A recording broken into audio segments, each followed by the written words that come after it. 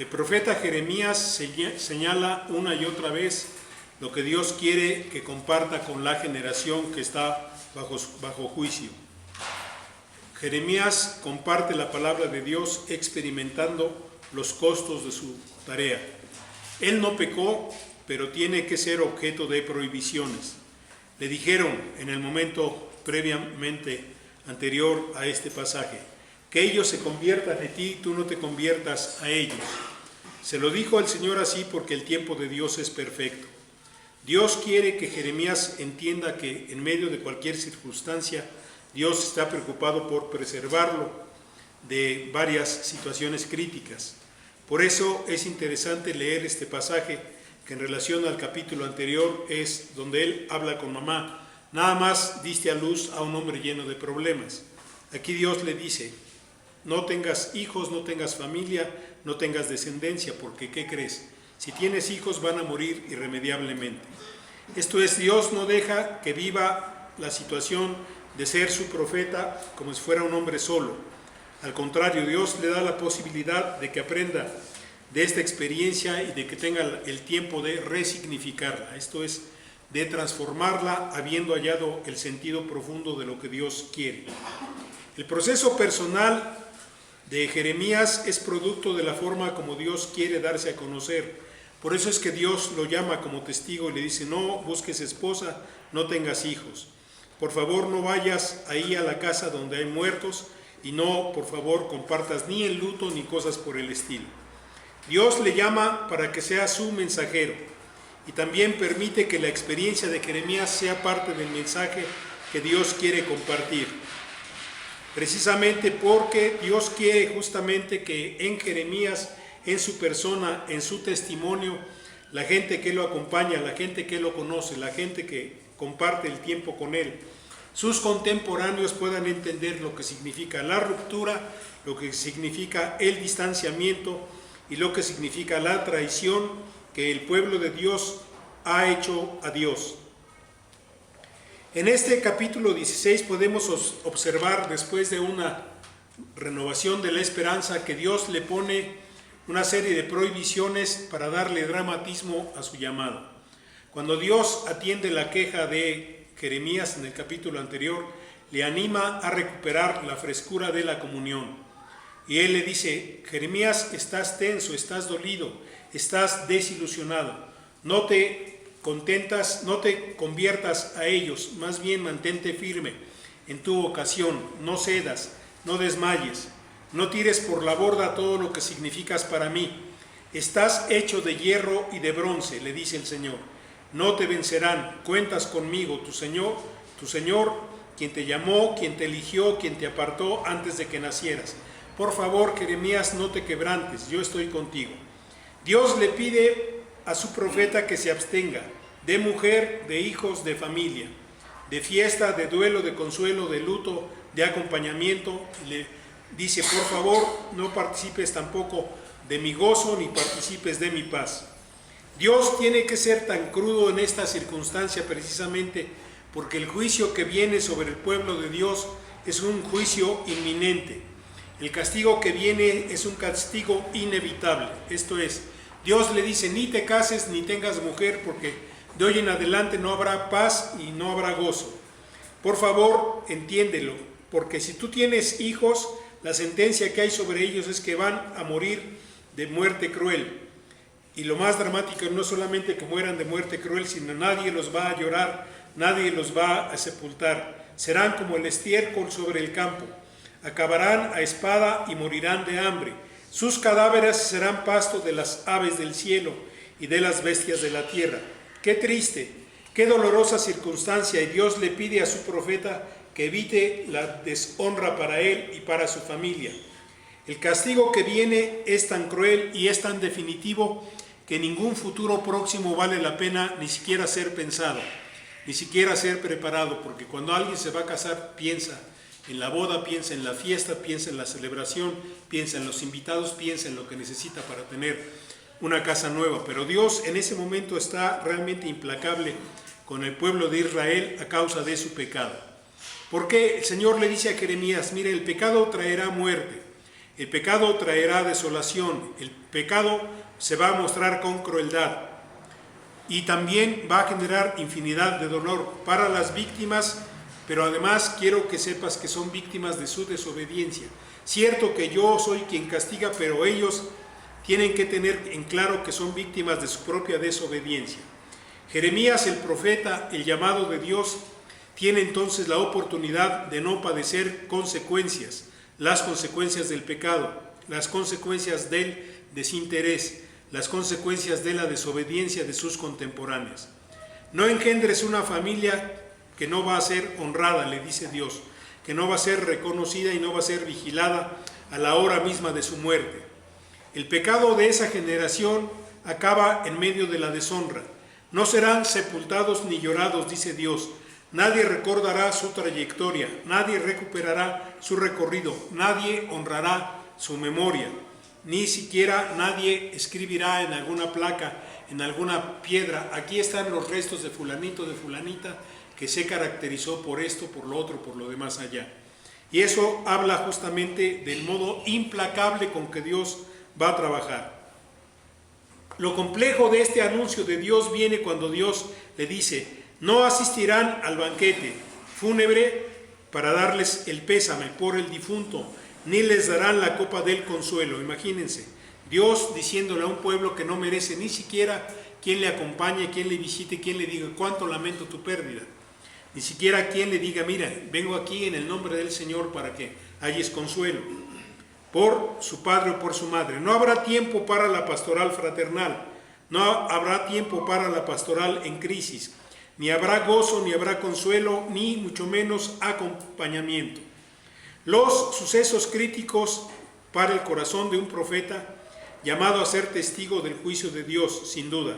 Todos estos son sucesos críticos para el corazón del profeta que ha sido llamado a ser testigo del juicio de Dios y de las desgracias que lo acompañan. Esto es, no va a tener espacio para la vida diaria ni tiempo para ministrar a los demás. Habrá muerte, habrá desolación, habrá crueldad y dolor. No habrá quien encarne la ternura, el consuelo, la caricia de Dios, ni el gozo ni el consuelo. Terrible noticia para una generación que piensa que es inocente, que piensa que no tiene culpa alguna, que si se compara con sus padres, cree que no está en falta. Cruel castigo para una generación convencida de su inocencia. Es el gran problema por lo cual el Señor es tan implacable con ese grupo, con la generación contemporánea de Jeremías.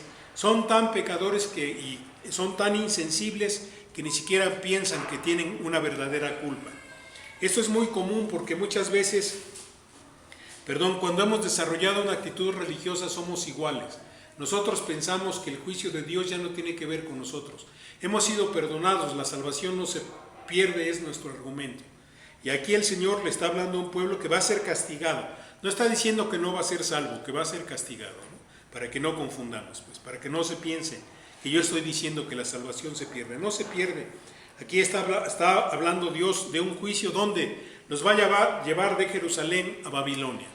Y allá van a pasar mucho tiempo siendo castigados, mucho tiempo anhelando, añorando volver a la palabra de Dios, añorando la presencia de Dios entre ellos.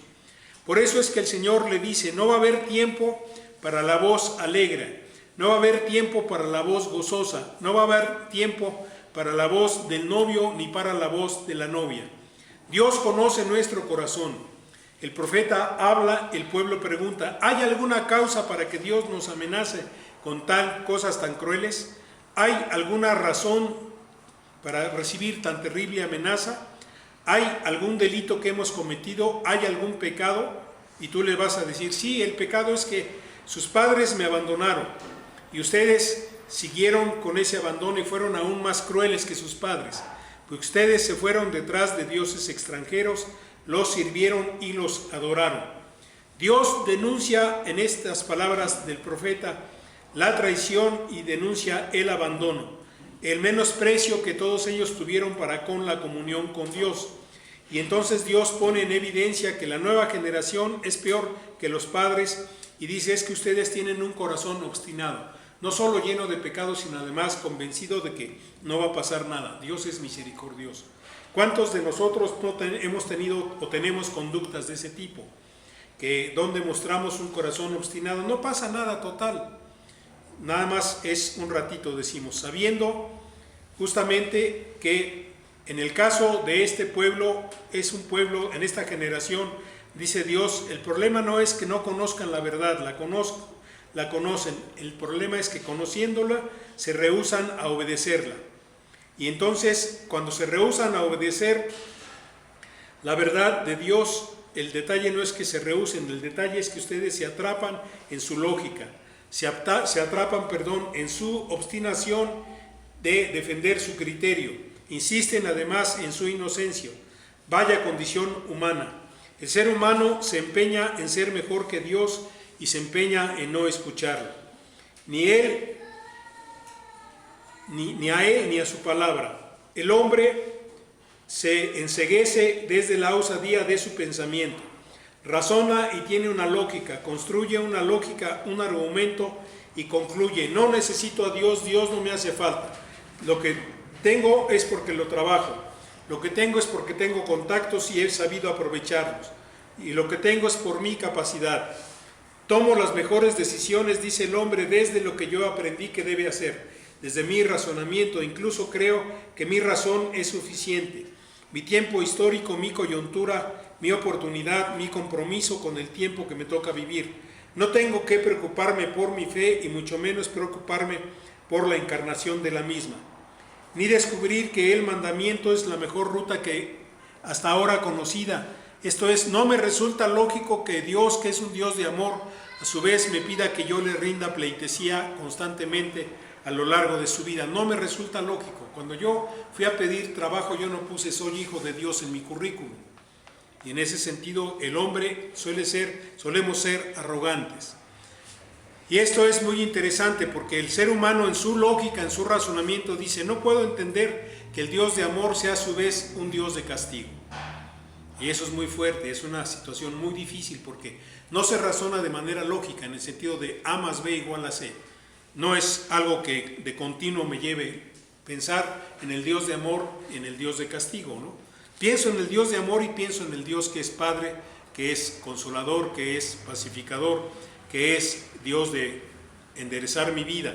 Y casi nunca pienso que pensar en el Dios de amor es pensar en el Dios de castigo.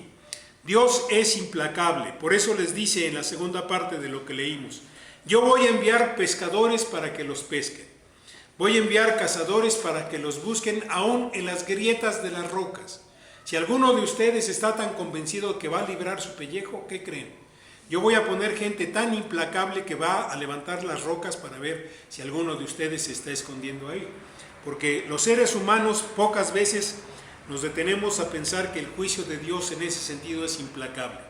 Por eso el salmista dice: si yo me voy hasta lo último de la tierra, ahí estás. Si yo me voy a la luz, ahí estás. Si me escondo en lo más profundo de la oscuridad, ahí estás. No hay manera de que yo huya de tu presencia, ¿sí? Y aquí Jeremías nos está diciendo justamente eso. Cuando Dios nos disciplina, usa a otros y normalmente cuida que esos otros no nos hagan un daño que nos altere profundamente. Estos cazadores y estos pescadores, Dios dice: yo los voy a estar vigilando para que no los lastimen. Es más, si los lastiman, yo les voy a cobrar el doble y hasta 10 veces más. Esto es muy importante porque en los momentos críticos no hemos tenido nosotros en tiempos actuales una circunstancia como hermanos nuestros, pues, como muchos hermanos nuestros en otras partes del planeta, ¿no? Esto es, si se llega a desatar una persecución, no sabemos. El Señor dice: si nos llegan a torturar, el Señor va a estar vigilando a nuestros torturadores. Si nos llegan a lastimar, el Señor va a estar vigilando a quienes nos lastimen. Se lo dice a Jeremías cuando le dice: yo voy a mandar pescadores y voy a mandar cazadores, ¿no? Pero no los voy a dejar que hagan lo que quieran, los voy a estar observando, para que ninguno de nosotros caiga en desánimo, ninguno de nosotros caiga en desaliento si llegara a ser el caso. Esto es, Dios le está diciendo a Jeremías: en este momento, por favor, entiende, viene mi juicio, pero dentro del juicio, y ahí está el Dios de amor, hay esperanza. Porque lo que Dios quiere es que mi vida cambie, lo que Dios quiere es que mi actitud cambie, lo que Dios quiere es que mi corazón duro se reblandezca. Lo que Dios quiere es que mi voluntad y mi necedad y mi terquedad de no obedecerle se quebrante. Entonces, si Él deja que venga un castigo fuerte sobre mi cuerpo, sobre mi vida, sobre mi salud, sobre mi condición, sobre mi economía y mi estabilidad, la razón de quien sea la persona encargada de, Él la sabe nada más y siempre va, como le dice a Jeremías, no voy a dejar que te dañen, para que ninguno de nosotros en ese sentido tenga temor. Jeremías entiende y anuncia, hay dolor en medio de la crisis de desobediencia, pero también como hay dolor, hay esperanza. Esto es, hay tiempo para descolocarse, hay tiempo para descentrarse y es tiempo también de hacerse a un lado de la mala influencia de los padres. Esto es, el tiempo de ruptura es también un tiempo de desmarcarse. Por eso el capítulo cierra diciendo, es que nuestros papás, cierto, nos enseñaron eso, pero estamos claros, Dios, que esos no son dioses. Estamos claros, Dios, que ningún ser humano tiene la capacidad de imitar, de emular a un Dios como tú. Y eso es la riqueza de este capítulo. Cada uno de nosotros tiene que asumir y cada uno de nosotros tiene que entender que en los momentos críticos más vale que uno diga, Señor, yo aprendí de mis padres esto, yo aprendí de mi cultura esto otro. Que en los momentos difíciles hay que reclamar, en los momentos difíciles hay que echarle la culpa a alguien, ¿no? Y aquí en el capítulo cierra diciendo, nuestros padres fingieron ser dioses, pero esos no son dioses.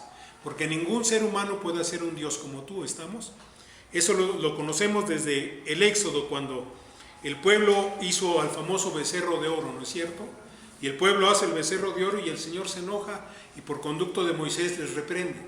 Les reprende y les castiga y después piden misericordia. Cuando piden misericordia, Dios les perdona, porque a Dios le toca mucho, siempre le corresponde que nosotros sepamos decir, Señor, yo estoy acostumbrado a esto, a lo otro, a lo de más allá. Si me la hizo, que me la pague, ¿no es cierto? Pero yo tengo antes que preguntarme, ¿qué me quieres enseñar, Señor? Si yo estoy sintiendo que algo de tu mano está pesando sobre mí, la primera cosa que debo vencer, no pensar que no me lo merezco. No pensar que no tengo alguna conducta que sea la causa de tu lección, de que sea la causa que tú quieras llamar mi atención.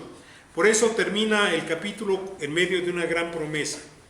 Termina el capítulo Jeremías en medio de una oración muy bella. El Señor es mi fuerza y fortaleza, mi refugio en el peligro.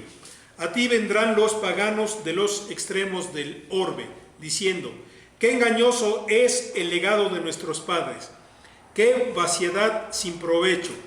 ¿Podrá un hombre hacer dioses? Y dice, si los llega a hacer, no serán dioses. Pues esta vez yo les enseñaré mi mano poderosa, dice Dios, y sabrán que me llamo el Señor del universo. Cuando Dios interviene en la historia, siempre interviene para que los seres humanos tengamos la oportunidad de reconocer su poder, su autoridad, su fortaleza, su gran capacidad de dominar sobre las circunstancias. El pueblo de Israel de esa generación iba a ser llevado al exilio. Los babilonios, hemos comentado varias veces, eran un ejército cruel, realmente cruel. Amarraban a la gente de los caballos y los arrastraban hasta que se desollaban, imagínense. Si no habría terror, si la gente no diría, pero ¿cómo puede ser que Dios me esté dando una lección? Pues Dios te la está dando porque eres desobediente, eres necio, eres obstinado en no escuchar a tu Señor, en no recordar que tú haces cosas que le molestan al Señor, que le incomodan. Pero lo único que tengo es que consulto el horóscopo todas las mañanas. Bueno, menos mal. Al cabo es el día que te toca, ¿no es cierto? De acuerdo a ese calendario, ¿no es cierto? Tú naciste tal día, ¿no? De acuerdo a las noticias te toca hoy tal cosa. Y entonces, ¿eso no es pecado según tú? Ah, bueno, está bien. Entonces, ¿qué te quejas, no es cierto? Es que yo nada más me persino, dice el mundo católico, ¿no es cierto? Ya con que me persiné, ya tengo yo, porque además tienen el rezo con la señal de la Santa Cruz, ¿no es cierto? Ya tengo un escudo porque ya hice la señal y me persiné. Y entonces, si eso para el Señor no es ofensa, ¿qué es? Si tú piensas que el Señor te va a dar un traje invisible que te va a proteger de todo peligro nada más persinándote, hay un problema delicado, ¿no? Traigo la Biblia en la guantera, no voy a chocar, ¿no? Traigo la Biblia en la guantera, entonces me va a llegar mucho dinero al bolsillo, ¿no es cierto? Nada de eso tiene que ver. ¿Qué está denunciando el Señor? Esas sutilezas con que nosotros nos olvidamos de escucharle. esas sutilezas con que nosotros lo cambiamos por otros dioses. Señor, no tengo tiempo de orar, tengo que llegar a mi trabajo, y tú sabes que en el transporte no pasa fluido, ¿no es cierto? Y así es de que, y el Señor está esperando que yo le busque, el Señor está esperando que yo le pida su dirección. Yo no le pido su dirección y que va a ser la consecuencia, que voy a terminar en una catástrofe probable, ¿no es cierto? Por eso es que el Señor le tiene que decir a Jeremías: Jeremías, no te cases, no busques mujer, no tengas hijos. Te casas, tienes hijos, tienes mujer, van a morir cruelmente. Nadie los va a llorar, nadie los va a recordar, nadie te va a dar palabra de consuelo, nadie te va a visitar para decirte cuánto lo siento. Se va a acabar el gozo, la comunión y la paz. Imagínense, qué terrible dolor el de Dios, que retira el gozo, la comunión y la paz de su pueblo, de esa generación al menos. El gozo, la comunión y la paz. Si nosotros no hemos sabido disfrutar el gozo, la comunión y la paz de nuestro Señor, más vale que nos preguntemos: ¿qué está fallando en mi vida? Que ni tengo gozo, ni tengo comunión, ni tengo paz. Sí, que son emociones, que son experiencias. Tuve en la semana ocasión de hablar con uno de mis alumnos. Como algunos de ustedes saben, yo en la universidad trabajo psicoanálisis. Leímos un texto bien ateo de Freud este viernes pasado. Uno de mis alumnos se acerca: yo no sé qué hacer con usted, profesor, dígame. Leo este artículo, me dice, y yo me quedo todo revuelto, me dice, porque ni usted le cree a Freud, ni usted le cree a Dios. ¿Dónde está su situación? Era su inquietud de este muchacho, ¿no? Digo, bueno, yo no le creo a Dios por Freud, he de decirte, ni le creo a Freud por Dios tampoco, ¿no? Entonces, para aclararle, son situaciones bien diferentes. Yo conozco a Dios antes de conocer a Freud. Quiero que sepas que es una experiencia personal. Tú estás leyendo reflexiones de un hombre que no conoce a Dios, que son reflexiones contundentes, pero son reflexiones en el plano intelectual. Sus argumentos son intelectuales. Sus argumentos no sacan a Dios de mi vida. Sus argumentos no anulan la revelación de Dios. Sus argumentos ni me quitan la comunión, ni me quitan la paz, ni me quitan la esperanza, ¿sí? Por más que sea contundente en lo que dice, te convence a ti, porque tú tampoco conoces a Dios. Y más bien el desafío es que conozcas a Dios. La invitación que yo te haría, le decía yo a este alumno, es que conozcas a Dios. Tengamos un estudio bíblico para que veas que no conoces a Dios. Y aquí hay un asunto muy importante. Conocer a Dios es conservar la comunión, el gozo y la paz. Si no hay comunión, esto es, si no disfruto la compañía de Dios, como verlo al Señor cuando me manda y me provee alguien que me pueda llevar unos metros a mi casa, eso es comunión con Dios. Si no tengo la paz de decir: Señor, estoy con calma, pude llegar con bien, estoy bien de salud, estoy bien en lo general, lo que tengo me es suficiente, lo que tengo me basta y me da aún para ayudar a otros, como el caso de Yolanda, a quien el Señor le da la paz de tener un viaje y le dicen: ¿qué crees, Yolanda? Vas de viaje, qué bueno, pero ahí tienes una compañera de camino, ¿no? Para que le des testimonio y para que la acompañes, para que le hables de mí, para que ella se vuelva tu paz también, para que ella se vuelva punto de partida para el gozo que yo quiero que disfrutes, ¿no? Porque esa es parte de la experiencia. Si yo tengo paz, yo tengo comunión, yo tengo gozo, estoy con Dios. Si no tengo paz ni comunión con gozo, ni gozo, debo preguntarle al Señor: ¿me estás llamando la atención, Señor, sobre pecados que no he reconocido? ¿Me estás llamando la atención, Señor, sobre aspectos, actitudes de mi corazón que no te dan gloria y no te dan honra? ¿Qué es lo que está pasando que ni hay ni comunión, ni gozo, ni paz en mi vida? Que el Señor nos bendiga, hermanos, y nos dé la ocasión de conservar el gozo, la comunión y la paz. Presentemos al Señor.